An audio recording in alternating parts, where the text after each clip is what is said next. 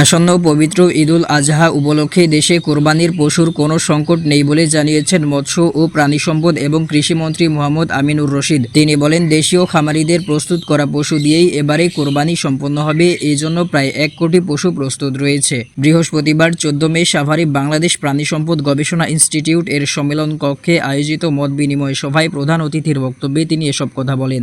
মন্ত্রী জানান, কোরবানির চাহিদার তুলনায় দেশে গরু, ছাগল ও ভেড়ার পর্যাপ্ত মজুদ রয়েছে, তাই বিদেশ থেকে পশু আমদানির প্রয়োজন হবে না। একই সঙ্গে সীমান্ত পথে অবৈধ পশু প্রবেশ ঠেকাতে আইনশৃঙ্খলা বাহিনীকে কঠোর নির্দেশনা দেওয়া হয়েছে বলেও জানান তিনি আরও বলেন, কৃষক বান্ধব নীতির মাধ্যমে সরকারের লক্ষ্য কৃষকদের অর্থনৈতিক উন্নয়ন নিশ্চিত করা, কম খরচে গবাদি পশু লালন পালন এবং উন্নত জাতের ঘাস উৎপাদনে গবেষণা কার্যক্রম এগিয়ে নেওয়ার উপরও গুরুত্বারোপ করেন তিনি। সভায় সভাপতিত্ব করেন ডক্টর শাকিলা ফারুক। বিশেষ অতিথি হিসেবে উপস্থিত ছিলেন ডক্টর দেওয়ান মোহাম্মদ সালাউদ্দিন বাবু এবং দেলোয়ার হোসেন।